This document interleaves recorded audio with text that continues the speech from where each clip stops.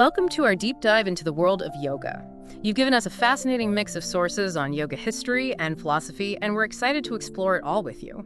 It's amazing to see how yoga has evolved over thousands of years. It's a journey that takes us from ancient mysticism to modern studios, and along the way, we'll uncover some surprising twists and turns. Okay, so let's start at the very beginning. What can you tell us about yoga's origins? Even before the Vedas, were there practices or beliefs that might have influenced yoga as we know it today? It's a bit like piecing together an ancient puzzle.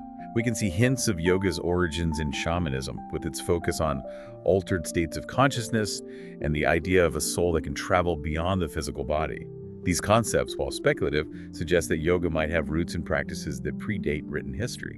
That's fascinating. So those ideas about out-of-body experiences and connecting with the spiritual realm might be echoes of even earlier traditions. What about the Pashupati seal? I've seen images of it. It's pretty striking. How does that fit into the picture? The Pashupati seal, with its depiction of a horned figure surrounded by animals, is thought to be one of the earliest representations of Shiva, the deity closely associated with yoga. This seal dates back to the Indus Valley civilization, predating the Vedas. It's a reminder that yoga's origins are shrouded in mystery and that its roots run deep into ancient history. Okay, so we have these tantalizing glimpses of yoga's pre-Vedic past. Now let's move into the Vedic period. The Vedas are considered the foundation of Hinduism, and they're full of rituals and myths, right? What kind of insights do they offer into early yogic practices? The Vedas give us a window into a time when ritual was deeply intertwined with spiritual seeking. We see early mentions of practices like chanting, fire ceremonies, and ascetic disciplines, all of which aim to connect with the divine. And the creation myths, like the one describing the emergence of the one from non-being through tapas and kama, offer insights into the fundamental forces that yoga seeks to harness. Hold on, what do tapas and kama mean exactly? Tapas refers to the heat or intensity of spiritual practice. It's that burning desire for liberation and self-realization. Kama, on the other hand, represents desire and love. In the context of yoga, it's not about worldly desires, but about that deep longing for union with the divine. The idea is that these two forces, the intense discipline of tapas and the passionate longing of kama, are essential for spiritual growth. We see these themes echoed throughout yoga's history, even in modern practices. I see. So it's not just about physical poses or breathing exercises. It's about cultivating that inner fire and channeling it towards a higher purpose. Now, you mentioned ascetic disciplines. Were there specific groups or individuals in the Vedic period who were practicing yoga in a more dedicated way? Definitely. The Vedas mention three groups: the Rishis, Kishans, and Vratyas, who were known for their mystical practices and their unconventional approaches to spirituality. The Rishis were the seers, the poets, the composers of the hymns. They were deeply connected to the divine and received wisdom through profound meditation. Then we have the Kishans, who were known for their long hair and their wild, untamed energy. They lived in the forests, practicing austerities and seeking enlightenment through direct experience. And then there are the Vratyas, nomads who lived on the fringes of society. The Vratyas sound fascinating. What made them stand out, and how do they relate to yoga? The Vratyas were considered outcasts, rebels, who challenged the social norms of the time. They were known for their unconventional practices, which included elements that would later become central to yoga, such as breath control, pranayama, and non-dual philosophy, the idea that the individual self and the ultimate reality are one. So even in those early days, we see this tension between tradition and innovation, conformity and rebellion. It seems like the Vratyas were pushing the boundaries of spiritual practice, paving the way for new understandings of yoga. Absolutely. And their influence can be seen in the shift from the ritualistic focus of the Vedas to the more philosophical and introspective approach of the Upanishads. Think of it as a deepening of the yogic inquiry from outer rituals to inner exploration. Okay, so the Upanishads mark a turning point in yoga's evolution. They delve into the nature of reality, the concept of the self, and the path to liberation. What are some of the key takeaways from the Upanishads that are relevant to our understanding of yoga today? The Upanishads introduce several key concepts that continue to shape yogic thought and practice. One of the most important is the idea of Brahman, the ultimate reality, and its relationship to Atman, the individual self.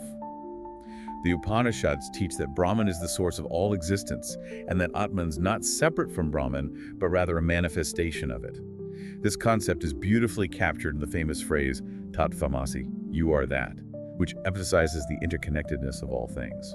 I remember that phrase from the story of Shvetakatu and his father Uddalaka. It's a beautiful illustration of the non-dualistic philosophy that's so central to many yogic traditions. Exactly. And this idea of interconnectedness is key to understanding yoga's holistic approach to well-being. It's not just about isolating the body or the mind, but recognizing the interconnectedness of our physical, mental, and spiritual dimensions. So the Upanishads are laying the groundwork for a more integrated understanding of yoga. What other key concepts emerged during this period? The Upanishads also introduce the concepts of reincarnation and karma. They teach that we are not just physical beings, but eternal souls that go through cycles of birth, death, and rebirth, driven by the law of karma. Our actions create ripples in the universe, and those ripples eventually come back to us, shaping our future experiences. This understanding of karma helps us to see our lives as a tapestry woven by our choices and actions. And it highlights the importance of ethical conduct, which is something we see emphasized in later yoga texts like the Yoga Sutras. You're right. The Upanishads also introduce the idea of the subtle body, or energy body, as described in the Panchakosha, or 5 sheaths. These sheaths represent different layers of our being, from the physical body to the energetic body to the mental body to the wisdom body to the bliss body. This framework provides a roadmap for understanding the different dimensions of our existence and how they interact. It's still relevant today because it helps us to see that yoga is not just about working with the physical body, but also with our energy, our thoughts, and our emotions. It's about cultivating a holistic sense of well-being. So the Upanishads provide this profound philosophical foundation for yoga. They introduce these core concepts that continue to resonate with modern practitioners. But now we're moving into the epic stage, right? With stories like the Ramayana and the Mahabharata. That's right. These epics take those philosophical ideas and weave them into captivating narratives, giving us a glimpse into how yogic principles play out in the messy, complex world of human experience. And before we dive into the epics, let's not forget the Trimurti Brahma, Vishnu, and Shiva, the 3 major deities who represent the fundamental forces of creation, preservation, and destruction. And of course, Shiva, often depicted in a meditative pose, is the one most closely associated with yoga. He embodies both the stillness of deep contemplation and the transformative power of destruction and renewal. So he's a fitting symbol for the yogic path, which is all about breaking down old patterns and creating space for new possibilities. Okay, let's start with the Ramayana. It's the epic tale of Rama, his wife Sita, and his battles with demons. But it's also about dharma duty, righteousness, cosmic order, and the challenges of staying true to one's path. How does the Ramayana reflect yogic principles? The Ramayana provides a nuanced perspective on Dharma Lama, the hero of the epic, embodies many yogic qualities: courage, compassion, self-control, and unwavering devotion to truth. But he's not a renunciate living in a cave. He's a warrior, a king, a husband, navigating the complexities of life in the world. His story shows us that yoga is not about escaping from the world, but about bringing those yogic qualities into our everyday actions. So you're saying it's possible to live a yogic life even while engaging in the world and fulfilling our duties. What about the story of the Shudra ascetic who is killed by Rama for practicing tapas? That seems to contradict the idea of yoga being accessible to everyone. This episode highlights the social complexities of the time. The Shudra was considered to be of the lowest caste and was not traditionally permitted to engage in certain spiritual practices. This story underscores the evolution of yoga and how its understanding of inclusivity has grown over time. It's a reminder that the journey of yoga, like any journey, is not without its bumps and turns. It reflects the evolution of societal norms and spiritual understanding. It's a reminder that context matters. What might have been considered appropriate or acceptable in one era may not be so in another. Now let's move on to the Mahabharata. It's a sprawling epic that contains the Bhagavad Gita, which is like a crash course in yogic philosophy. The Bhagavad Gita focuses on the dialogue between Arjuna, a warrior facing a moral dilemma on the battlefield, and Krishna, his charioteer, and also an avatar of Vishnu. It's a profound exploration of the nature of action, duty, and the path to liberation. It introduces us to concepts like karma yoga, the path of selfless action, the 3 gunas, sattva, rajas, and tamas, which represent different qualities of nature and the importance of finding balance in life. Okay, so the Bhagavad Gita offers a very practical approach to yoga. It's about bringing those yogic principles into the heart of our daily lives, even in the midst of chaos and conflict. Exactly. And it's a text that continues to resonate with people from all walks of life because it speaks to the universal challenges we all face: how to make choices, how to act with integrity, and how to find meaning and purpose in a world that's often confusing and unpredictable. So we've covered the epics, which give us a sense of the yogic path in action, but now we come to a text that's often considered the foundation of modern yoga, Patanjali's Yoga Sutras. Patanjali's Yoga Sutras are like a blueprint for the yogic journey. They offer a systematic framework for understanding the mind and the path to liberation. The sutras introduce the 8 limbs of yoga, which provide a step-by-step guide to achieving samadhi or union. And here's where things get really interesting, because Patanjali highlights 2 specific approaches to yoga, Kriya Yoga and Ashtanga Yoga. Tell us a bit more about these paths. Kriya Yoga, which translates to action yoga, focuses on purifying the mind through intense practices and techniques. Think of it as a deep internal cleansing process that removes obstacles blocking you from experiencing your true nature. The goal is to achieve liberation in this lifetime. Then we have Ashtanga Yoga, the 8-limbed path, which offers a more structured and gradual approach to self-realization. It guides you through a series of ethical guidelines, physical postures, breath control techniques, and meditative practices. It's fascinating that these different paths exist within the yogic tradition, offering various ways to approach the same ultimate goal. Exactly. And while both paths aim for liberation, it's important to note that Patanjali's philosophy is dualistic.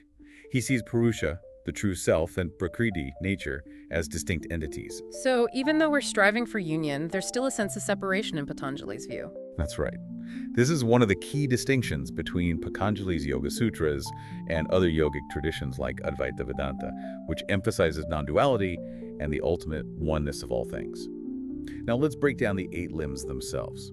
Most people are familiar with asana, the physical postures, but the other limbs are equally important. Yes, absolutely. Tell us a bit about those other limbs. The first 2 limbs, yama and yama, lay a foundation for ethical conduct, which is essential for spiritual growth. Yama focuses on our interactions with the world and includes principles like ahimsa, non-harming, satya, truthfulness, asteya, non-stealing, brahmacharya, right use of energy, and aparigraha, non-attachment. These guidelines help us to live in greater harmony with ourselves and others. It's like setting the ground rules for a more conscious and compassionate way of being. Precisely. Then we have niyama, which focuses on our inner world and includes practices like shacha, purity, samtosha, contentment, tapa, self-discipline, svadhyaya, self-study, and ishvar, pranadhana, surrender to a higher power. So niyama is about cultivating positive qualities within ourselves. These ethical guidelines create a framework for the more internal practices that follow. Exactly. Then, of course, we have asana, the physical postures, which prepare the body for the more subtle practices. Asana is about cultivating strength, flexibility, balance, and body awareness, all of which are essential for sitting comfortably in meditation and accessing deeper states of consciousness. And asana is often the gateway for people to discover yoga. They might come for the physical benefits, but then they start to experience the mental and emotional benefits as well. What about pranayama? How does that fit into the picture? Pranayama, or breath control, is the 4th limb and is considered a powerful tool for regulating the flow of prana, or life force energy. It involves various techniques for deepening and extending the breath, such as deep belly breathing, alternate nostril breathing, and breath retention. Pranayama has become really popular in recent years as people discover its ability to calm the nervous system and reduce stress. It's an essential practice for calming the mind and preparing for meditation. It's like a bridge between the physical and the mental, helping us to move from the external world to the internal world. And that brings us to the 5th limb, pratyahara, sense withdrawal. What can you tell us about this practice? Pratyahara is about turning our attention inward, withdrawing our senses from the constant bombardment of external stimuli. It's like closing the shutters on the windows of our mind, creating a space of stillness and quietude within. So it's about learning to detach from the distractions of the outer world so we can focus on the inner world. Exactly. And this inward focus leads to the 6th limb, dharana, concentration. This is where we learn to focus our mind on a single point, whether it's the breath, a mantra, or an image. Concentration is like a muscle that we can strengthen through practice. Yeah. And from concentration, we move into dhyana meditation, right? Yes. Dhyana is the 7th limb and is characterized by a state of effortless absorption in the object of our focus. The mind becomes still, and we experience a sense of deep peace and clarity. It sounds blissful. And finally, we reach samadhi, the 8th limb, that state of union with the divine. Samadhi is the culmination of the yogic path, a state of liberation from suffering and the limitations of the ego.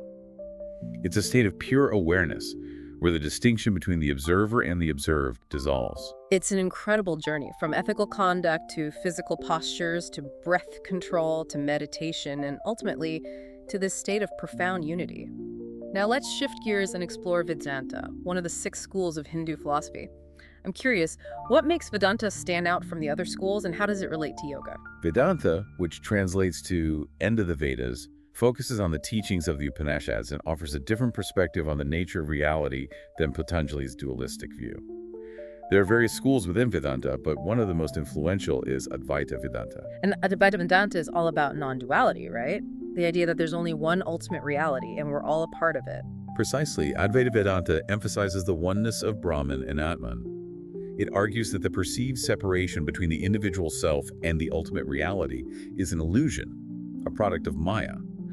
One of the key figures who popularized Advaita Vedanta was Shankara, an incredibly influential philosopher and teacher. He emphasized the role of Maya in creating the illusion of separateness, arguing that the world we perceive as real is like a dream, a projection of our minds.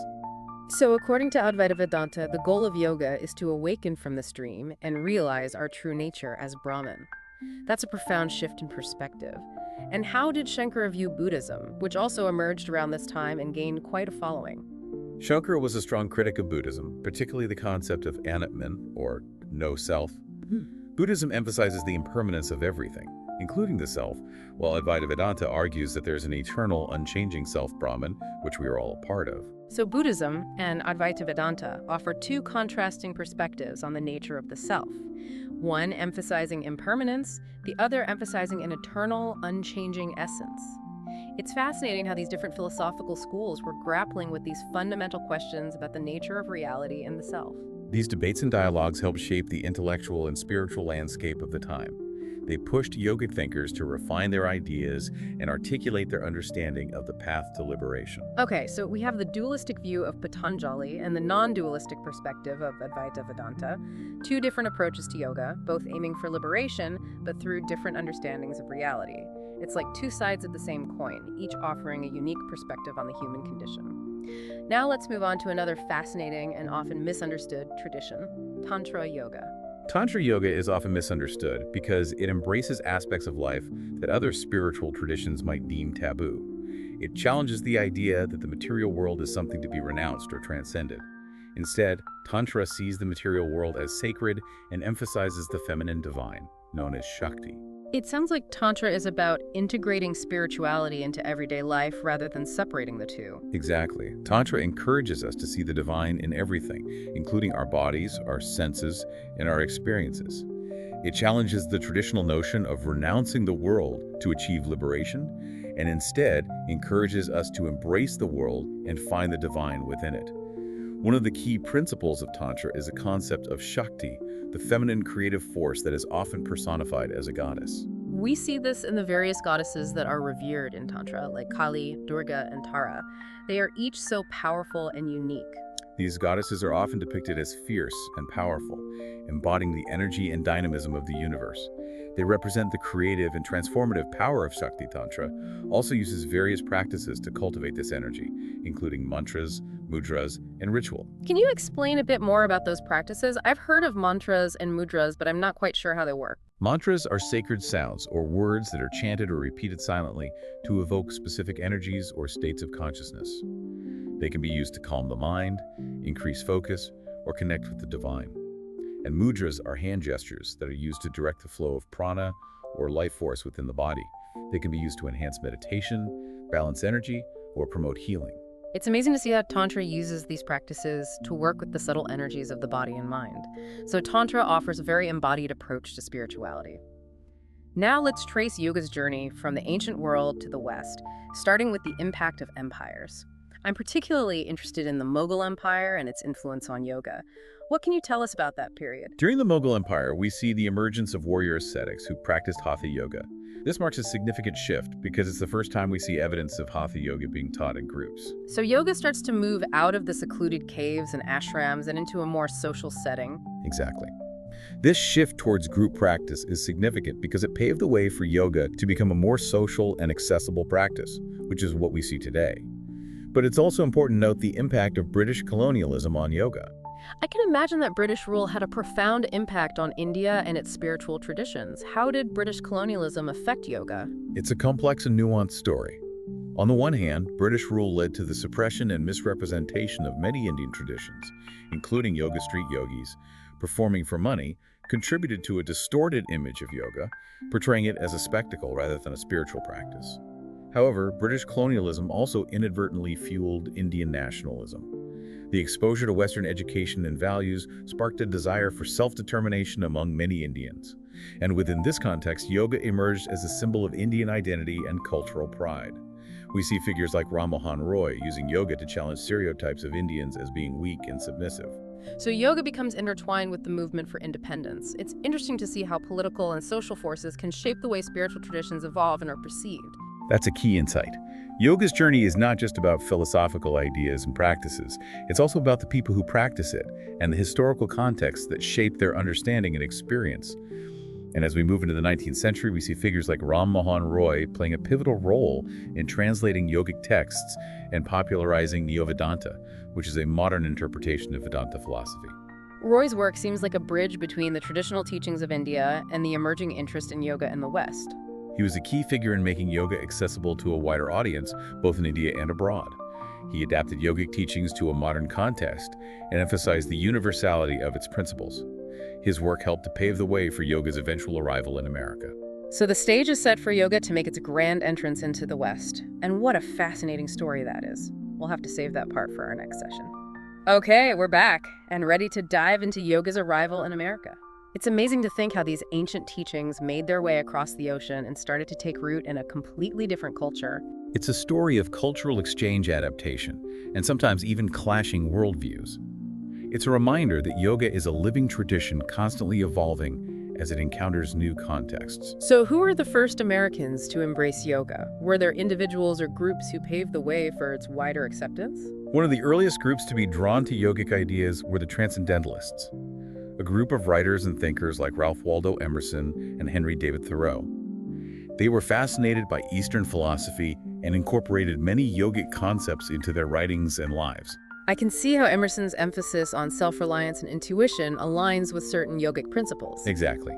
And Thoreau's experiment in simple living at Walden Pond echoes the yogic practice of withdrawing from the world to connect with nature and the inner self. The Transcendentalists were drawn to yoga's emphasis on individual experience and the pursuit of truth. They saw it as a path to self-discovery and spiritual awakening. But their understanding of yoga was mainly based on texts, right? They hadn't yet experienced the lived tradition of yoga as practiced in India. That's a key point. Their yoga was more of an intellectual and philosophical pursuit than a physical or experiential practice. And then we have the arrival of Swami Vivekananda, who brought a more experiential and practice-oriented approach to yoga to America. His presentation at the 1893 Parliament of Religions in Chicago was a turning point. He captivated audiences with his charisma, his message of universal spirituality. I've heard about Vivekananda. He was a rock star of his time, introducing yoga to a Western audience that was eager for something beyond the traditional religious framework.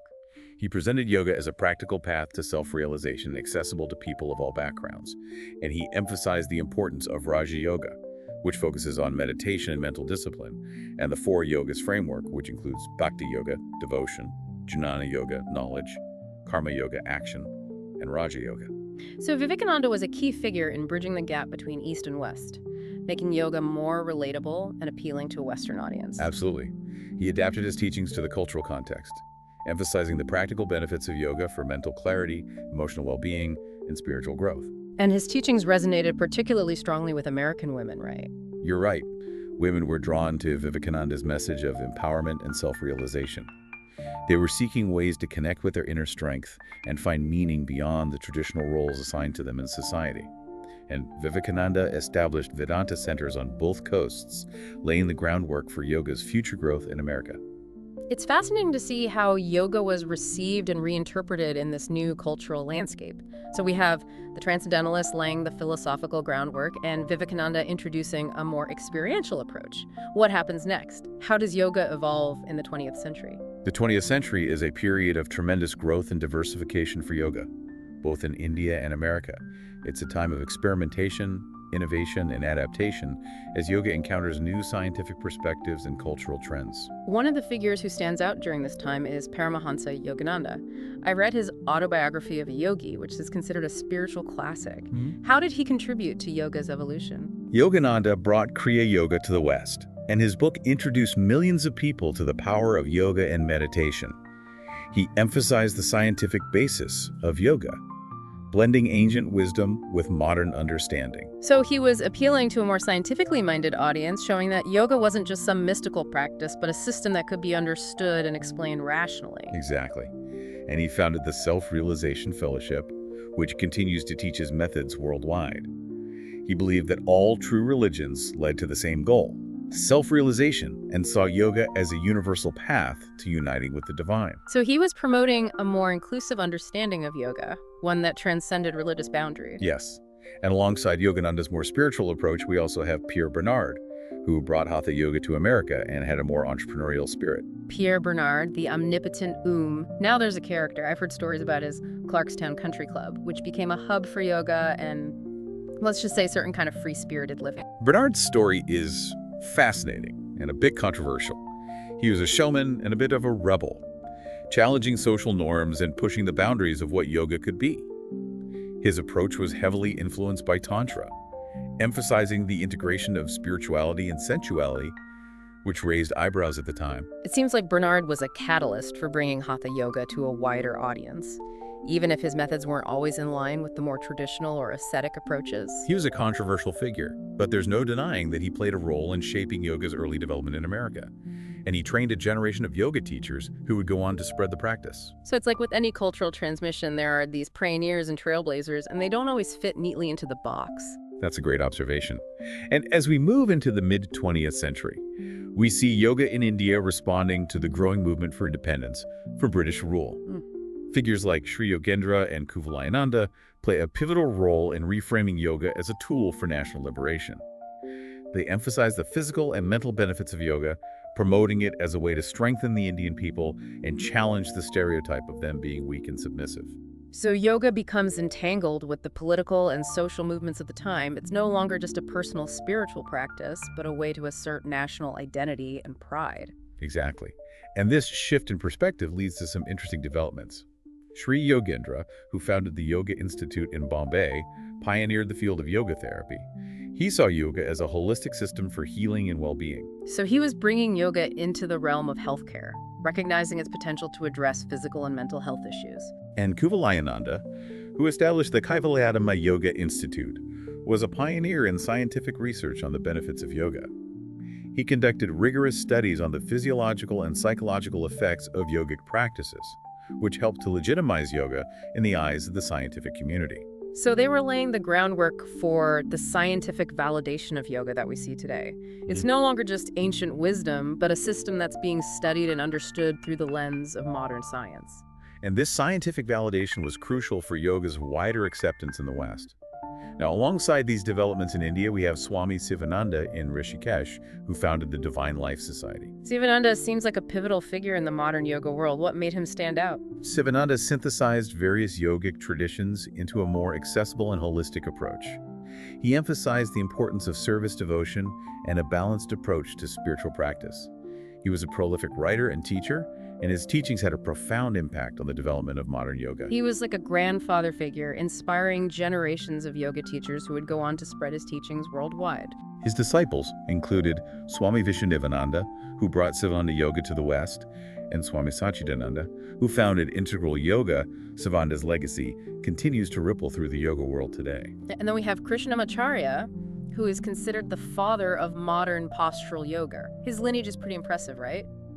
Krishnamacharya was a master of yoga who synthesized various traditional teachings and developed a dynamic and individualized approach to practice.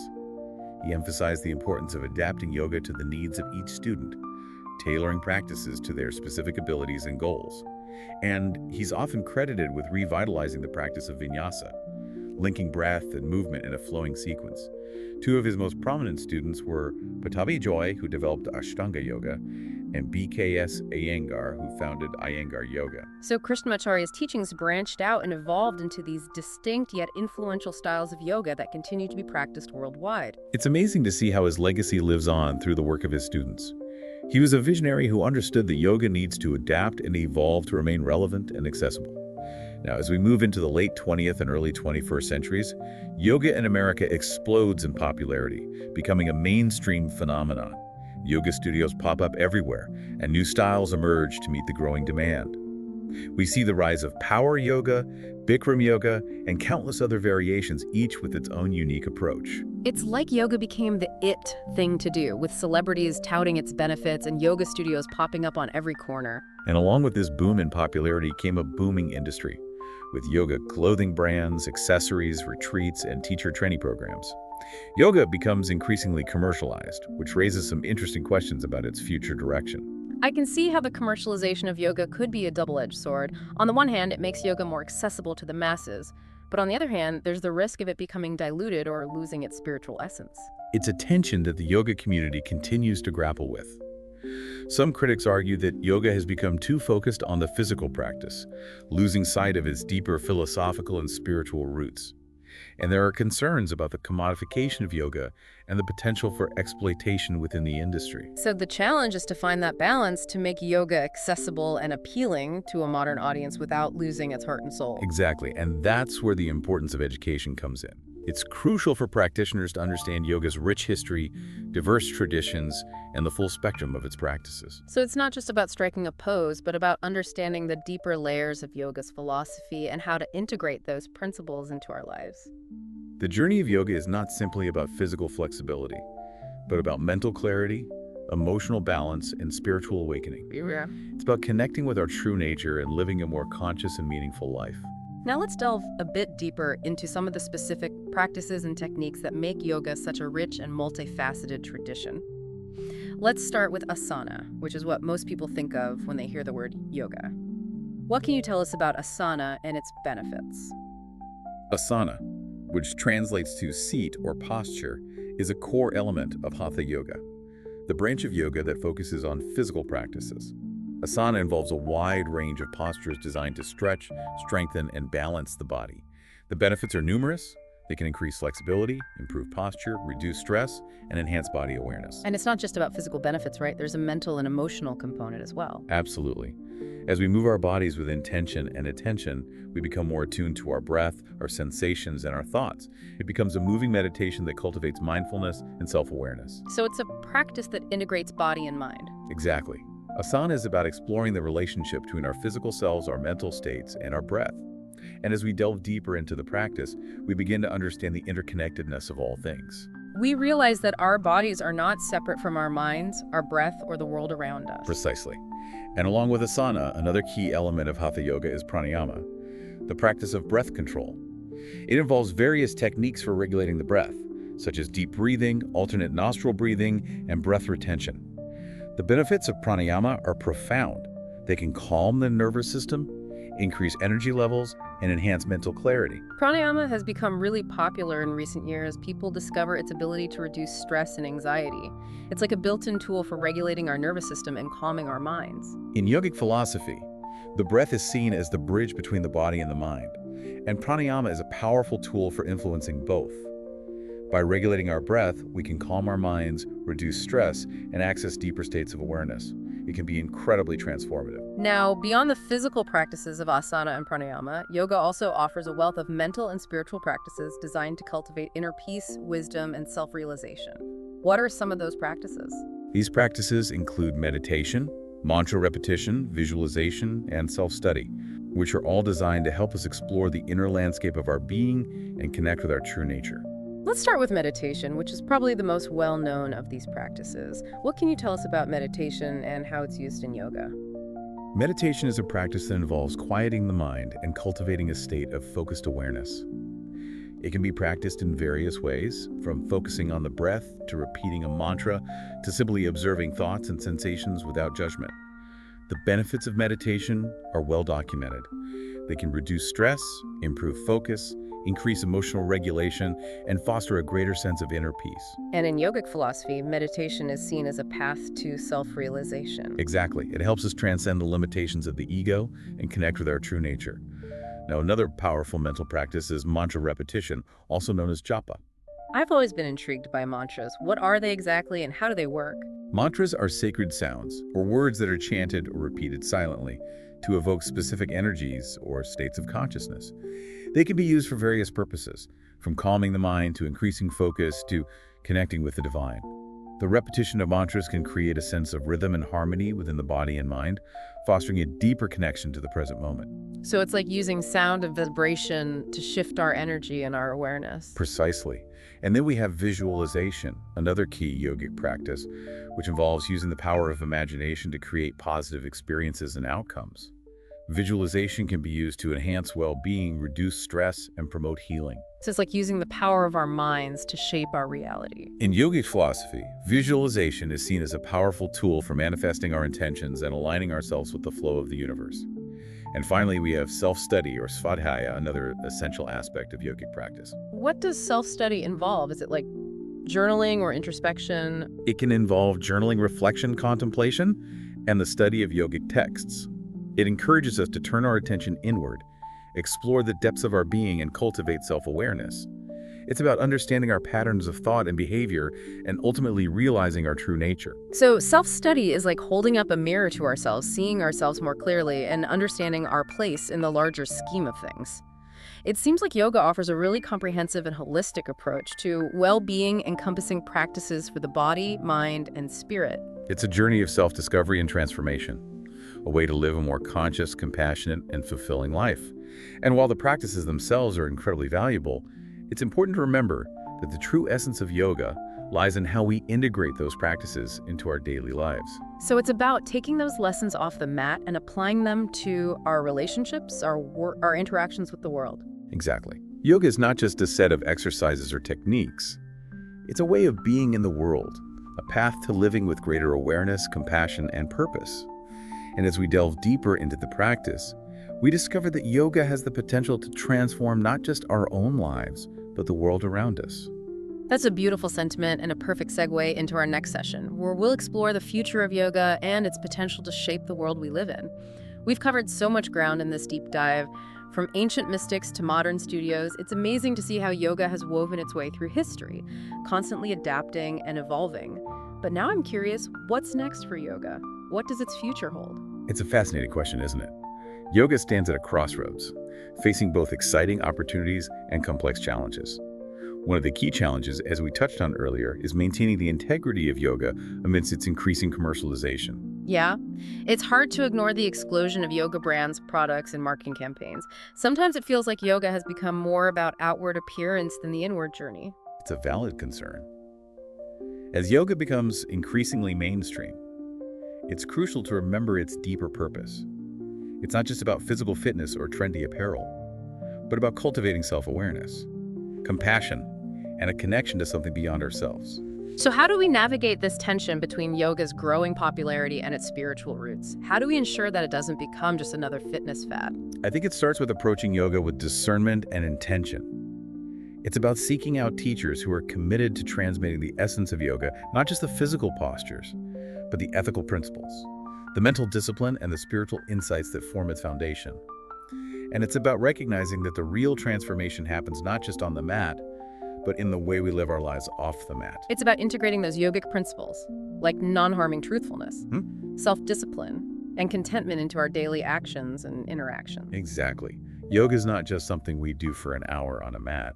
It's a way of being in the world. It's about bringing those qualities of mindfulness, compassion, and awareness into every aspect of our lives. Another challenge facing yoga is the issue of accessibility. Classes and teacher training programs can be expensive, creating barriers for people who might benefit most from the practice. You're right. There's a growing movement within the yoga community to address this issue and make yoga more inclusive and accessible to everyone, regardless of their income background or physical abilities.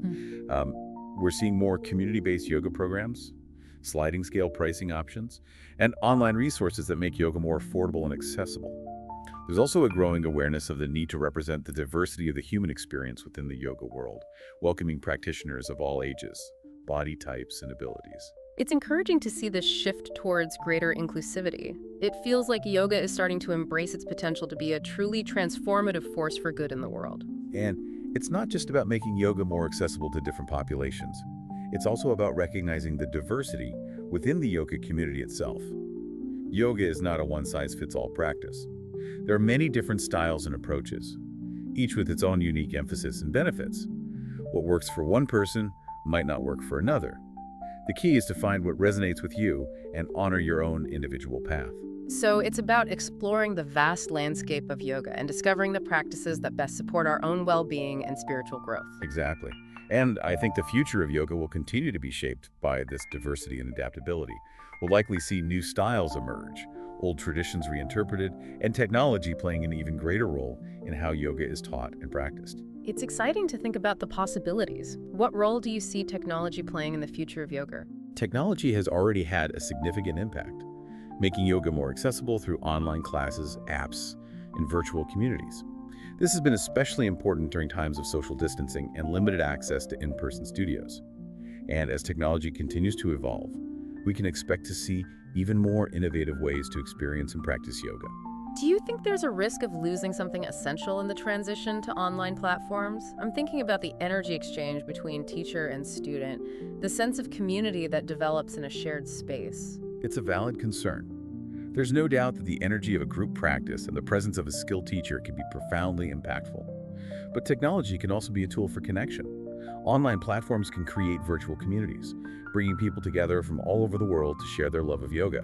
And while it's important to be mindful of the potential drawbacks, we should also embrace the opportunities that technology offers to expand access to yoga and connect with a wider audience. So it's about finding that balance, honoring the traditional practices, while also embracing innovation and adapting to the changing world. Exactly. And I believe that the key for the future of yoga is to honor its roots while also embracing innovation and inclusivity. It's about preserving the wisdom of the past while creating space for new voices, new perspectives, and new ways of experiencing the transformative power of yoga. And recognizing that yoga is not a destination, but a journey, a lifelong exploration of the self and our connection to something greater. You've captured it perfectly. Yoga is a path of self-discovery, a practice that invites us to delve deeper into the mysteries of our own being and our connection to the universe. And as we continue on this journey, we discover that yoga has the power to transform not just our individual lives, but the world around us. That's an inspiring thought. Thank you for taking us on this incredible journey through the world of yoga. I feel like I've gained a whole new appreciation for its richness, depth, and transformative power. It's been my pleasure. And remember, the most important thing is to keep exploring, keep learning, and keep practicing. The journey of yoga is a lifelong adventure. Thanks for joining us on this deep dive. Now go out and continue your own exploration of yoga. Who knows what amazing discoveries await.